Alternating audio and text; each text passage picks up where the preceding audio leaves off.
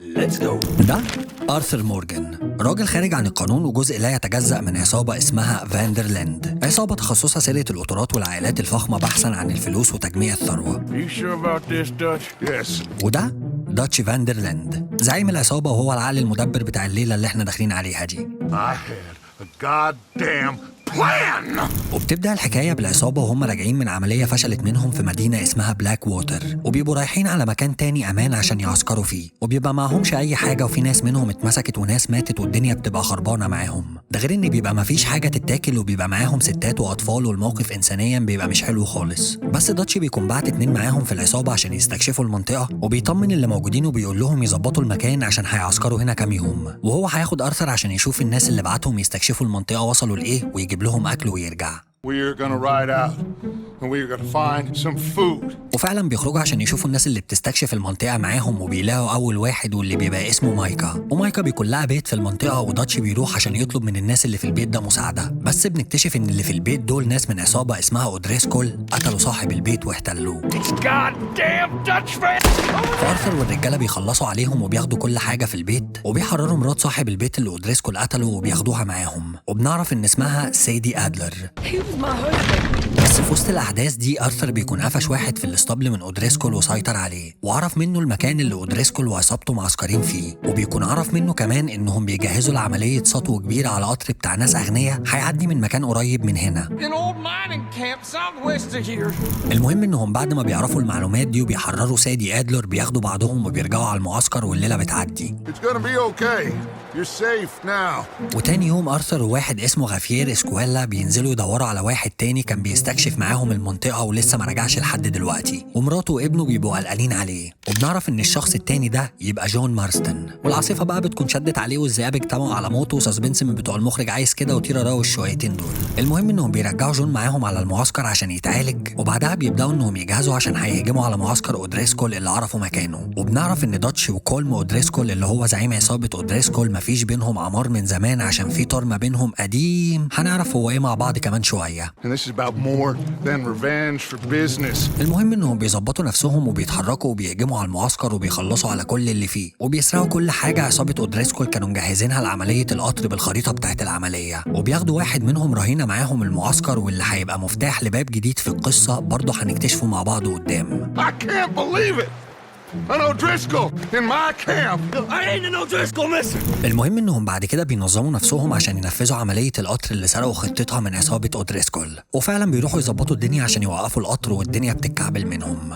Shit, no. What? بس بيعرفوا يسيطروا على الموقف وبيوقفوا القطر وبيقلبوا كل اللي فيه والدنيا بتمشي تمام. Well done. وبعدها بيرجعوا على المعسكر وبيبدأوا يلموا حالهم عشان يهربوا، عشان أكيد رجالة القانون هيدوروا عليهم بسبب اللي حصل. We should set up camp in Horseshoe Overlook near Valentine. وفعلا بيسيبوا المكان اللي هم فيه وبيروحوا على مكان تاني قريب من مدينة اسمها فالنتاين، وبيبنوا معسكر هناك وبيظبطوا دنيتهم، والجو بيبقى مهيأ انهم يعيشوا فيه. وداتش بيقول لهم ينزلوا على مدينة فالنتاين ويشوفوا ايه الدنيا ويعملوا فلوس عشان يزودوا على الفلوس اللي معاهم عشان يشتروا أرض لنفسهم بدل ما هم مقضيينها معسكرات في كل مكان شوية. وده عشان المدن دلوقتي بدأت تتطور والبنوك والقانون بدأوا ان هم يسيطروا على الأراضي ولازم يلحقوا نفسهم. وفعلا بينزلوا على المدينة وبيتعرفوا على ناس وبيعملوا فلوس وبيصطادوا وبيسهروا والدنيا بتبقى جميلة، لحد ما في الآخر بيروحوا للرهينة اللي خدوه معاهم، وبنعرف ان اسمه كارين، وبيخوفوه عشان يطلعوا منه أي معلومة عن مكان كولم أودريسكول زعيم العصابة بتاعته. He's at 6 Point Cabin.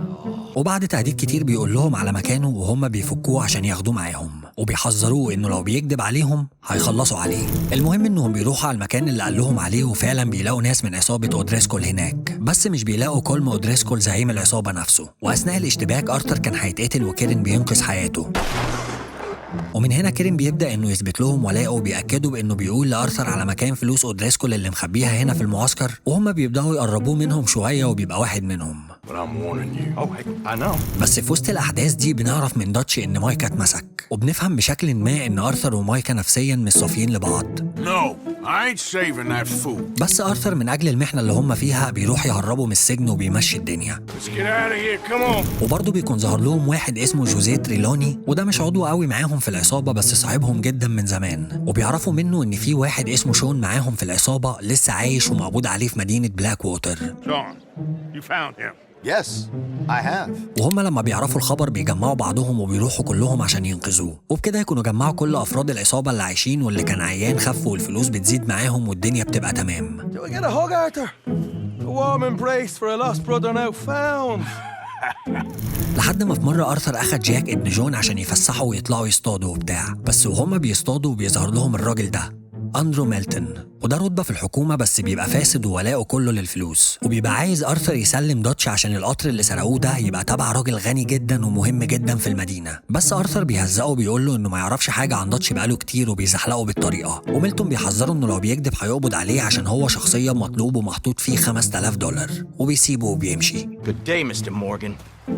Goodbye. وبعدها أرثر بيروح لداتش عشان يقول له اللي حصل عشان يهربوا، بس داتش بيقول له إن مفيش حد هيتحرك من هنا وإنهم هيكملوا هنا. I say we do nothing just yet. لحد ما في مرة وهم قاعدين مع بعض في بار بيظهر لهم واحد شكله فخم قوي وبيبقى معاه رجالته، وبيبقوا مثبتين جون وناس تانية من العصابة معاهم، وبنعرف إن الراجل ده يبقى اسمه كورن وول. I am not a man to be messed with by the likes of you. وده يبقى صاحب القطر اللي داتش والعصابة سرقوا المخطط بتاعه من أودريسكول وقلبوه هما، وبيبقى عايز ينتقم منهم ويرد على اللي عملوه فيه، وبيأمر رجالته إنهم يخلصوا عليهم وبيسيبهم وبيمشي. بس أرثر والعصابة بيعرفوا إنهم يسيطروا على الموقف وبيخلصوا هم على رجالة كورن وول وبيرجعوا على المعسكر، وبيلموا حالهم ومحتلهم من فالنتاين وبيشدوا الرحال على مكان جديد اسمه كليمنس بوينت. ولحسن حظهم المكان ده بيبقى واقع ما بين عيلتين مش بيطيقوا بعض، عيلة اسمها جريز ودول عيلة كبيرة وليها استثمارات ضخمة في صناعة التوباكو، والعيلة التانية اسمها بريس وايتس ودي برضو عيلة كبيرة ومسيطرين على زراعة القطن في المدينة. وداتش بيبقى عايز يشغل دماغه على العيلتين ويستغل الموقف عشان يعمل فلوس كتير على قفا العيلتين، وبنعرف انه عايز يشتغل على كل عيلة لوحدها من غير ما العيلة التانية تعرف. We gotta convince each family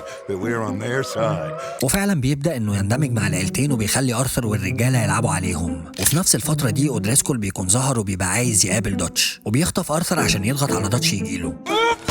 وبنعرف ان أودريسكول عايز يعمل صفقة مع داتش بأرثر. You only met with him to grab me? Of course. المهم ان أرثر بيعرف يهرب من معسكر أودريسكول وبيرجع تاني على المعسكر بتاعه والدنيا بتبقى تمام، وبتمشي الدنيا والعصابة بتفضل تولع بين عيلة جريز وعيلة بريث وايتس، لحد ما الموضوع بيتعرف من العيلتين، وعيلة جريز بيعملوا كمين لداتش وعصابته وبيخلصوا على شون. بس العصابة بترد عليهم وبيخلصوا على جريس نفسه بالعيلة كلها بتاعته، وعيلة بريس وايتس بيخطفوا جاك ابن جون مارستون عقابا ليهم. بس داتش والعصابة بيروحوا على بيت بريس وايتس وبيولعوا في البيت عشان يعرفوا مكان جاك، وفي الآخر بتقول لهم إنه عند واحد تبعهم اسمه أنجلو برونتي، وده راجل تقيل قوي في مكان اسمه سان دينيس. My sons gave him to Angelo Bronte. المهم إنهم بعد ما بيعرفوا مكان جاك بيبدأوا إنهم يتحركوا عشان يرجعوه، بس الضابط ميلتون بيكون ظهر لهم تاني عشان يقبض على داتش.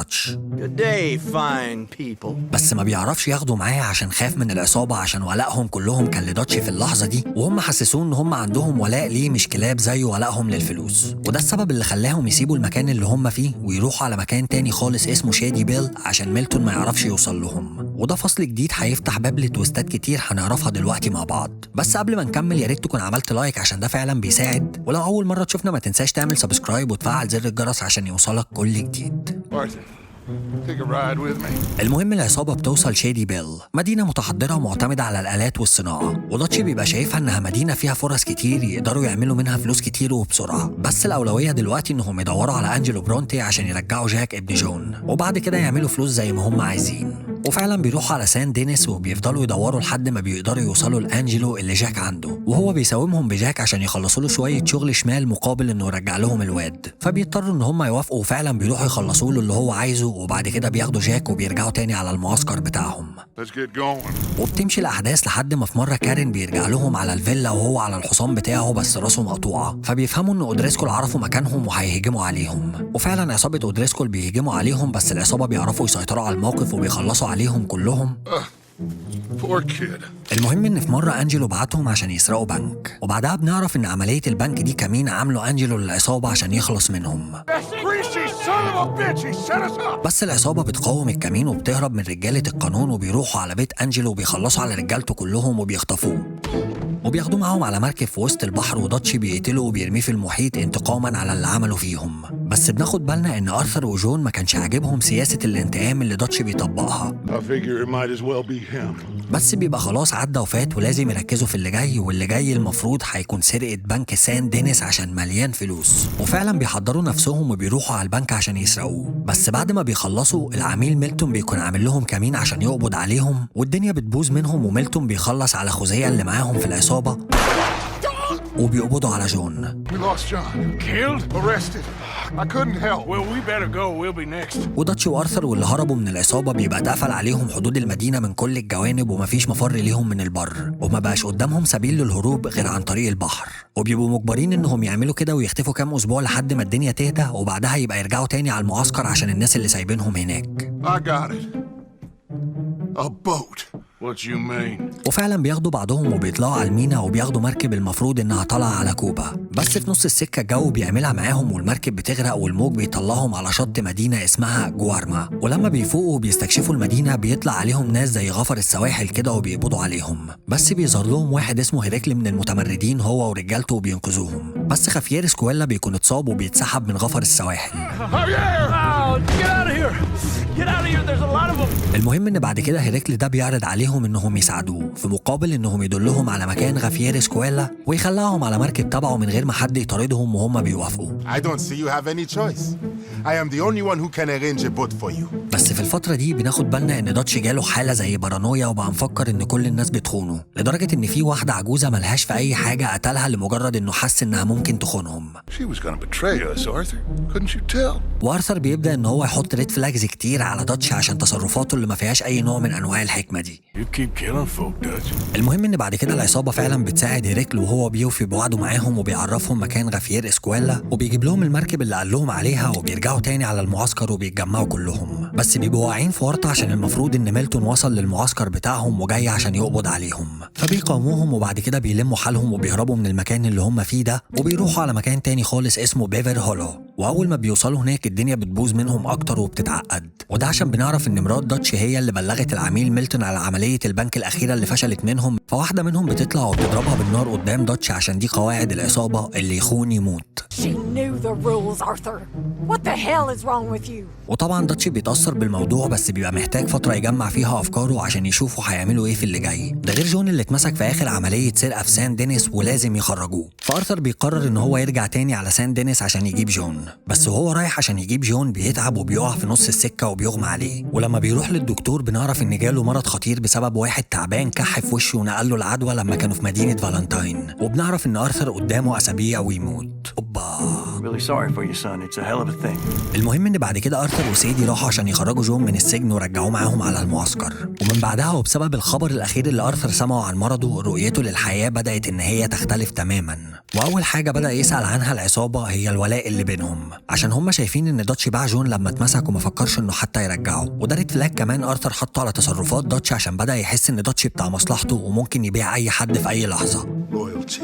It was talking of hanging me, Dutch. بس على الجنب التاني كان داتش المفروض عنده خطط عشان ينفذها بس كلها بتفشل منه، لدرجة انه لما راح عشان يتناقش مع كورنوول من اغنى اغنياء المدينة راح خلص عليه، وده كان عكس اتفاقه مع العصابة، وده اللي خلى مش بس ميلتون اللي يقلب عليه، ده خلى القيادات العليا والجيش وسلطات العالم المتحضر كلها قلبت على داتش والعصابة، وده اللي هيوقعهم في حوارات كتير مع الأحداث اللي جاية. Keep your hands up and come here. ده غير إنهم بيكتشفوا إن في خاين بيبلغ عنهم في وسطيهم بس لسه ما يعرفوش هو مين. Micah reckons there's a rat.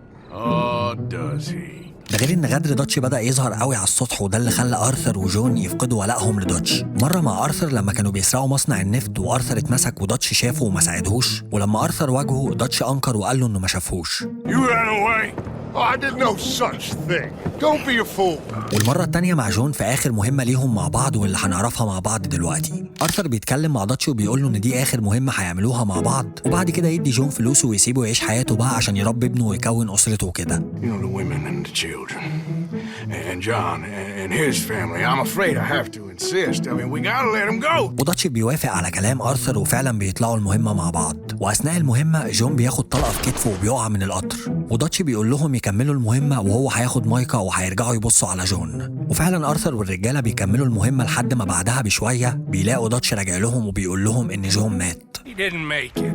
That patrol killed him. وبعدها بشوية تيلي بتيجي مع جاك ابن جون وبتقول لهم إن العميل ميلتون قبض على أبيجيل اللي هي مرات جون أم جاك، وداتشي مش بيرضى يروح يجيبها عشان هما دلوقتي مطلوبين ومش هينفع يقربوا من رجالة القانون، وبيبيع أبيجيل وبياخد الرجالة كلها وبيمشي. It pains me to say it, Arthur, but he is right. Hutch! وده كان الموقف اللي قفل آرثر من داتش خالص وخلاه يحطه في خانة الغدار، وآرثر بيسيب العصابة تمشي وبيرجع هو مع تيلي عشان يجيبوا أبيجيل، وأبيجيل هناك بتخلص على ميلتون وبيهربوا كلهم من هناك. وفي السكة آرثر بيقول لها إن جون مات في آخر عملية كانوا فيها، وأبيجيل بتزعل جدا عليه. He got killed or he got captured. I'm really sorry. No! Abigail.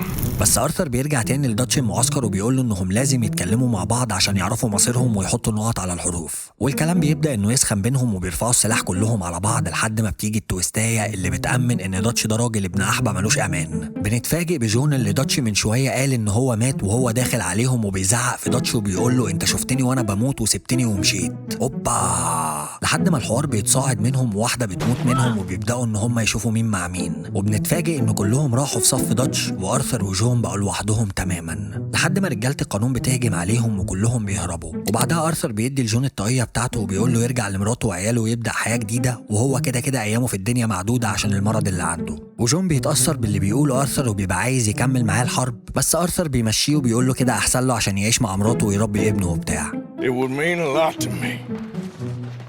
Please. وبعد ما جون بيمشي مايكا بيهجم على آرثر وبيبقى عايز يخلص عليه، والاتنين بيفضلوا يطحنوا في بعض لحد ما في الآخر داتش بيوصل، ومايكا بيقول لداتش تعالى معايا احنا اللي كسبنا الحرب وبتاع، بس آرثر بيرد عليه وهو بيطلع آخر أنفاسه وبيقول لهم إن جون هو اللي كسب الحرب ولا أنت ولا هو. John made it. وفي الآخر داتشي مش بيسمع لمايكا وكل واحد فيهم بيمشي في طريق وبيسيبوا آرثر يموت بين الجبال تحت غروب الشمس عشان الكرنج يكمل وكده. Come on! وبيعدي فترة وبنشوف جون راجع لعيلته وبنى بيت ومزرعة وغير اسمه من جون مارستون لجيم ميلتون. Milton. Jim Milton. بس بيكون لسه متأثر شوية بحياته القديمة وده مخلي أبيجيل لسه خايفة منه فبتاخد جاك وبتمشي. Part of you is hell-bent on ending up the same way. وبعدها جون واحدة واحدة بيبدأ يشتغل لحد ما بيجمع فلوس عشان يشتري أرض معينة أبيجيل كانت عايزاها، وبيروح البنك عشان يعمل قرض وياخد الأرض عن طريقهم عشان يرجع مراته وابنه. I want a loan, sir. A line of credit, so I can buy some property. وفي نفس الفترة دي بيقابل بالصدفة أنكل وسيدي أدلر وشارلس اللي ساعدوه إن هو يبني بيته ومزرعته على أرضه اللي اشتراها من الحكومة وبيظبطوا له الدنيا. وبعدها بفترة مراته بترجع والدنيا بتبقى تمام وبيبدأ أول مرحلة في حياتهم الجديدة إنهم يعيشوا في سلام، لحد ما شارلس وسيدي أدلر جم لجون وقالوا له إنهم عرفوا مكان مايكا. Found him. I found Micah. فجون مش بيفكر مرتين وبياخد بعضه وبيروح معاهم عشان ينتقم منه، عشان بنكتشف ان هو الخاين اللي كان وسطهم وكان بيبلغ عنهم رجالة القانون في اخر فترة عاشوها مع بعض. وبعدها بنتفاجئ تاني بداتش وهو خارج لهم وبنكتشف انه اتحد مع مايكا بعد ما آرثر مات، وكل واحد فيهم بقى شايف التاني خاين. بس في وسط ما هما بيسخنوا على بعض داتش بيقتل مايكا وبيقول لجون على مكان نص الفلوس اللي جمعوها في مسيرتهم وبيسيبهم وبيمشي، وجون بياخد الفلوس وبيرجع على المزرعة وهو منتقم من مايكا على خيانته ومعاه فلوس كتير. وبعدها شارلز بيقرر ان هو يروح على كندا يكمل حياته هناك، وسيدي أدلر بتروح على الجنوب وبتقرر انها تبدأ حياة جديدة هناك برضه، وجون بيسدد فلوس المزرعة وبيعيش حياته مع أبيجيل وبيكبروا المزرعة بتاعتهم. وفي آخر مشهد بنشوف إدجار روس المساعد بتاع ميلتون اللي أبيجيل قتلته وبيبقى معاه واحد تاني وبيبصوا على مزرعة جون من بعيد وبيبقى عينيهم بتقول انهم مرقدين لحاجة وان القصة لسه ما انتهتش. وده المفروض اللي هنعرفه الحلقة الجاية في ملخص Red Dead Redemption 1. وانا تعمدت ان انا ابدأ بالجزء التاني عشان المفروض ان انا عايز امشي معاك على حسب السيناريو، وده بناء على الاحداث مش بناء على تاريخ الاصدار. جون مارستون Things have changed. كان عضو في عصابة اسمها فاندرلاند. Never thought I'd say this, but good to see you, Arthur Morgan. شوية ناس خارجين عن القانون بيسرقوا البنوك. Someone must have squealed. Never should have gone after Bronte, Dutch. وبيثبتوا القطارات وبينهبوا كل اللي فيها. Oh, sure. I think we can probably sell these pretty easily. Well done. وبيحطوا على أي حد ما يعجبهمش. My sons gave him to Angelo Bronte. The law will find you. I don't know. Well, I do. But it is us or him. I figure it might as well be him. ودلوقتي هو مش معاهم عشان بكل بساطة عصابته زمان باعوه فهو اتخلى عنهم. I did. I left the gang after the gang left me. Get on! Dutch left me to die. My boy, I didn't have a choice. ومن بعدها قرر انه يبعد عن سكة الإجرام خالص عشان ياخد باله من عيلته ومزرعته. Okay. And John, I love you. Don't you forget that. That's your idea of a joke, miss? I guess. Come on! وانصحك ترجع تتفرج على الجزء التاني وبعد كده ترجع تكمل الجزء ده. انا بدأت بالجزء التاني عشان نبقى ماشيين على نفس الستوري لاين حسب الاحداث مش تاريخ الاصدار، واوعدك لو شفت الجزء التاني في الاول هتتبسط قوي. Listen to me, all you, for a moment. I loved Davy. We ain't run into them yet. They both must have headed down the hill. Sure. جون رجع على بلاك ووتر، بس راح لها مجبر بأمر من المحقق إدجار روس عشان عنده مهمة صعبة لازم يخلصها، وبيبقى اتحط في مساومة على بيته وعيلته عشان إدجار روس حجز عليهم، وجون بقى مجبر إنه يدور على باقي العصابة اللي كان واحد منها ويسلمهم للقانون، ويا كده يا إما هيخلصوا على عيلته، أبيجيل مراته وابنه جاك مارستن. Years before that, I rode in a gang. I had no idea. Poor man. كفاية سسبنس بقى ونخش في الموضوع على طول. I got that bit. His nombre is Javier. بتبدأ الحكاية بجون وهو في بداية رحلته للبحث عن أفراد عصابته اللي مطلوبين، وبيبقى وصل بلاك ووتر عشان يدور على أول واحد واللي يبقى بيل ويليامسون. وجون لما بيدخل بلاك ووتر بيوصل لواحد هناك اسمه أنكل، والحكومة عينته معاهم، والمفروض هو اللي هيوصل جون للمكان اللي فيه بيل ويليامسون. So it's Fort Murphy you want to visit? That's right. Ain't taking nobody up to the fort in a long time. Whoa there. Listen, mister, this here is what's left of Fort Mercer. Some gang rode in and took the place over. Bill, I've come for you. المهم ان انكل وهم ماشيين في السكه بيحكي لجون عن التطورات اللي حصلت في بلاك ووتر، وان التحضر بدا يزيد وبقى في عربيات وقطارات بتوصل المدن كلها ببعض وخطوط تليفونات وراحت في حته تانية خالص، وده اللي ضيق الحياه على العصابات وبقى مفيش مساحه للخارجين عن القانون انهم يتحركوا بحريه زي الاول. وبيحكي له عن بيل وبنعرف منه انه عايش في حصن دلوقتي وكون عصابته الخاصه وبقى الزعيم بتاعها. وبعد دردشه طويله في الطريق انكل بيوصل جون للمكان اللي عايش فيه بيل ويليامسون وبيسيبه وبيمشي. You have yourself a good time. وجون بينادي على بيل وبيتكلم معاه وبيقول له انه مش جاي على شر، وبيقنعه انه يسلم نفسه عشان مهما هرب كده كده هيتمسك. بس بيل مش بيجي معاه الكلام وبيقلل من جون وبيقلل من كلامه وبيديله رصاصه في جنبه وبيسيبه وبيدخل. وجون بيفضل مرمي على الأرض لحد ما بتعدي واحدة بتاخده معاها في العربية بتاعتها، ومن هنا الحكاية بتولع وجون بيتحول من واحد مش جاي على شر وعايز الدنيا تخلص من غير دم لواحد عايز ينتقم من عصابته القديمة من غير حتى ما يتفاوض معاهم ولا يعمل حساب للعيش والملح. بس قبل ما نكمل ما تنساش ان انت تعمل لايك عشان ده فعلا بيساعد، ولو اول مرة تشوفنا ما تنساش ان انت تعمل سبسكرايب وتفعل زر الجرس عشان يوصلك كل جديد. انا احمد فارس ودي قصة جون مارستن في ريد ديد ريديمشن 1، وعشان وقتي ووقتك His nombre is Javier. جون بيفوق من الغيبوبة اللي كان فيها وبنعرف ان اللي انقذته اسمها بوني ماكفالرين. Miss Bonnie McFarlane. وجون بيشكرها انها انقذت حياته، في المقابل بيساعدها هي وباباها في شغل المزرعة، وفي نفس الوقت علاقته معاهم بتبقى كويسة. Pleasure to meet you, Mr. Marston. وفي نفس الفترة اللي عاشها جون في مزرعة بوني كان بيفكر ازاي يلاقي طريقة يوصل بيها لبيل ويليامسون وباقي عصابته القديمة، وبرضه كان بدأ يفهم سياسة المدينة شوية، واستنتج ان في بلاك ووتر مفيش حاجة هنا من غير مقابل، كل حاجة بمقابل بالذات المعلومات. You know, you should go pay the marshal a visit in Armadillo sometime. I'm sure he could help you deal with that nice Mr. Williamson. I might just do that, Miss McFarlane. فجون لما استنتج كده أخد بعضه وراح على مركز الشرطة، وهناك اتعرف على ده مارشيل جونسون الضابط اللي ماسك الدنيا في بلاك ووتر. وجون بيعرفه بنفسه وبعدها بيعرض عليه إنه هو يساعده في المقابل إنه يديله أي معلومة يقدر يحاصر بيها بيل ويليامسون. Can you help me? I'll do what I can. Yes, him, but I think you're being a little unfair. He's helped a great many of the county, and many of the townsfolk are really missing him. وجون فعلا بيفضل يساعده في مهماته لحد ما وصل عن طريقه للراجل ده ويست ديكنز. At your service. At my service. At everyone's service. تاجر نصاب وبيبيع الهوا في ازايز بس يعرف كل شبر في المدينة، وجون بيقف جنبه برضه وبيفضل يساعده في نصابايته لحد ما ويست ديكنز بيقول له على خطة يقدروا يدخلوا بيها الحصن بتاع بيل ويليامسون، وكمان بيوصلوا لناس تانية تقدر تساعده في اللي محتاجه زي ايريش اللي بيساعده يجيب سلاح تقيل يقدر يحارب بيه عصابة بيل. Shall we go look for that gun, sir? Load up and I'll engage the gears. وسيث اللي شغال في حصن بيل ويليامسون وهو اللي هيساعدهم على الدخول للحصن. Glass eye. I'm sure whoever that belonged to treasured it very much. Stupid chicken shit mask. وفعلا بيعملوا خطة وبيبدأوا في تنفيذها، وفي الآخر بينجحوا إن هم يقتحموا الحصن بتاع بيل ويليامسون. Greetings, my good men. They can chew through steel. وبتدور حرب بينهم، وفي الآخر جون واللي معاه بينجحوا إن هم يخلصوا على عصابة بيل ويليامسون، بس بنعرف من اللي عاش منهم إن بيل ساب الحصن وهرب وراح على مدينة مكسيكو، وجون بيستنتج إنه راح مكسيكو عشان يستخبى عند تاني واحد بيدور عليه واللي يبقى غافيير اسكويلا. Mr. Marston, we got a live one. He says Bill's already run off to Mexico yesterday morning. He's gone to see Javier Escuela. We're in Mexico.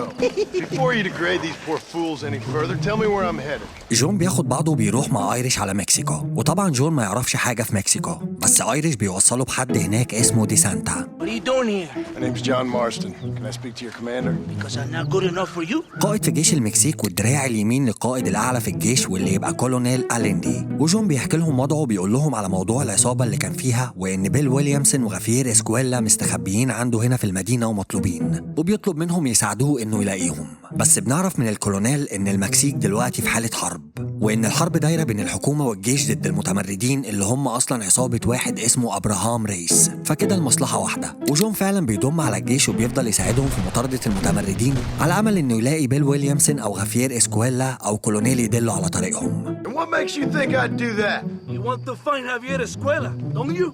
John, you're helping Mexico. ¡Vámonos, muchachos! وجون برضه بيتوغل في المدينة لحد ما بيتعرف على واحد من سكان المدينة واللي يبقى اسمه ريكيتس. وجون لما بيسمع من ريكيتس بيبدأ إن هو يشغل دماغه ويلعبها على الجنبين. من جنب بيساعد جيش المكسيك على أمل إن كولونيل يوصلوا لغافير إسكويلا وبيل ويليامسون، وعلى الجنب التاني بيساعد المتمردين ضد الجيش برضه على أمل إنه يوصل لأي حد من غافير إسكويلا أو بيل ويليامسون. Now we'll handle it from here. I know you got other matters to attend to. It's been nice riding with you, Mr. Ricketts. وبتدور الأحداث لحد ما في الآخر جون بينجح إن هو ينقذ زعيم المتمردين من إيد الجيش وبيتعرف عليه أبراهام ريس. Let's go, my friend, before the army returns. It's Louisa. I saved her life not so long back. Yes, indeed, John. And my people need a man such as you to help our cause. وبتمشي الدنيا لحد ما في الآخر كولونيل بيقول لجون على مكان بيل ويليامسون وغافير إسكويلا. ولما جون بيروح على المكان اللي قال له عليه كولونيل بنكتشف إن هو عامل له هناك كمين عشان يخلص عليه، عشان عرف إن هو اللي هرب أبراهام ريس. Gracias for your service. بس قبل ما يخلصوا عليه أبراهام بيظهر وبينقذه في آخر لحظة وبيهربه من المكان. My brother, they will kill you if we don't get your ropes off. وبعد شوية أحداث بنكتشف إن الكولونيل والجيش أصلاً غدارين وبيقتلوا الأبرياء وبيغتصبوا الستات علناً، ودي سانتا دراع الكولونيل اليمين بنكتشف إن هو دبلة، وبنعرف إن سياستهم في الحكم كانت شمال الشمال. فجون لما بيعرف الحقيقة وبيتأكد منها بيخطف دي سانتا الخال ده وبيشفي غليلي فيه. وأنت في العموم لو تعرف حد زي دي سانتا في الحقيقة قدر نفسك جون مارستون وطلع أمه. وبعد ما جون بيدغدغ عظمه بيعرف منه مكان غافير إسكويلا، وبعد كده بيخلي المتمردين يخلصوا عليه. Where's Javier Escuela? Javier Escuela. He hasn't been seen around here in months. ولما بيروح على المكان اللي قال له عليه بيقلبه من فوق لتحت، وفي الآخر غافير إسكويلا بيطلع مش هناك، لحد ما في الآخر أبراهام بيقدر يساعد جون وبيعرف يوصله لمكان غافير إسكويلا. وبيفضل يطارده لحد ما في الآخر بينجح إنه يقبض عليه وبيسلمه لإدجار روس. You've done well, Mr. Marston. Now, Javier here gets to see how far the hand of justice can reach. وبعدها بشوية أبراهام بيكون اتمسك من الجيش وبيبقوا قتلوا مراته، وجون لما بيعرف اللي حصل بيروح لأبراهام وبيساعده إنه ينتقم لموت مراته، وبيتصدى للجيش وبيحرر كل المتمردين اللي كانوا محبوسين في السجن وبيروق عليه، لحد ما في الآخر بينجحوا إنهم يلاقوا بيل ويليامسون وبيبقى معاه كولونيل، فبيخلصوا على الاتنين. Allende is dead. Mexico is mine. My people are free. And it is all thanks to you, John. And to the people who laid down their lives. وبكده جون يكون سلم غافير إسكويلا وخلص على بيل ويليامسون، وساعد أبراهام اللي عرفنا بعد كده إن هو زعيم مكسيكو الحقيقي، والكولونيل هو اللي سرق منه الحكم. وجوده في مكسيكو دلوقتي ملهوش لازمة عشان لسه في واحد كمان لازم يدور عليه، وهو زعيم العصابة اللي غدر بيه زمان، داتش فاندرلاند. You gave us Williamson and Escuela. We still don't have Vanderlyn. Oh, it's nice to see you, John. Hello, Dutch. جون بيرجع لإدجار روس، وإدجار بياخده وبيروحوا على أمريكا، وده عشان داتش عامل عصابة هناك ومستقر. وبنعرف مع الأحداث إن داتش لسه نشاطه سرقة البنوك، وجون كان هيمسكه في مرة بس داتش بينجح إن هو يهرب منه ومحدش بيعرف له طريق. وجون بيفضل بعدها برضه يدور عليه لحد ما عرف مكان المعسكر بتاعه، بس بنتفاجئ بداتش هو اللي جاي لجون وبيقول له يفكه من مطاردته وبتاع عشان نهايته مش هتبقى حلوه. وجون مش بيسمع له وبيحاول ان هو يعمل له كمين، بس داتش برضه بينجح ان هو يهرب من الكمين ده ومحدش بيعرف يمسكه. وجون من اجل عيلته بيفضل يحاول وبيفضل يدور عليه لحد ما في الاخر بينجح انه يزنقه عند المعسكر بتاعه في مكان فوق الجبل. My whole life, all I ever did was fight. Then give up, Dutch. I can't fight my own nature. وبعد خطاب طويل وعتاب في مين خان مين ومين عمل ايه في مين، بينط من فوق الجبل وبيموت كافر. Our time has passed. Yeah. وبكده جون مهمته تكون خلصت ونفذ اللي إدجار روس قال له عليه، مش ناقص بس غير ان إدجار يوفي بوعده مع جون ويرجع له عيلته. Where's my family?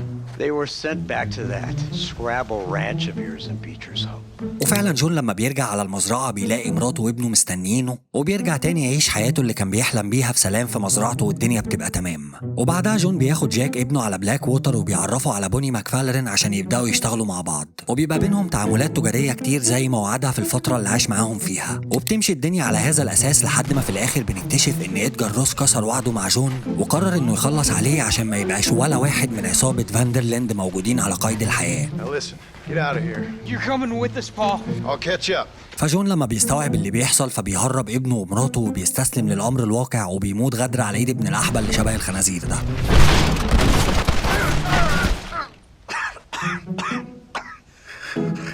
وبعد كام سنة بنشوف جاك ابن جون كبر وبيبقى واقف على قبر أبوه، وبعدها بينزل على المدينة وبيفضل يسأل على إدجار روس لحد ما بيلاقيه، وبعد كلام كتير دار بينهم جاك بيعرفه على نفسه وبيقول لأبوه عايزك في حوار، وبيخلص عليه وبياخد طار أبوه اللي قعد سنين عشان يجيبه، وبتنتهي القصة.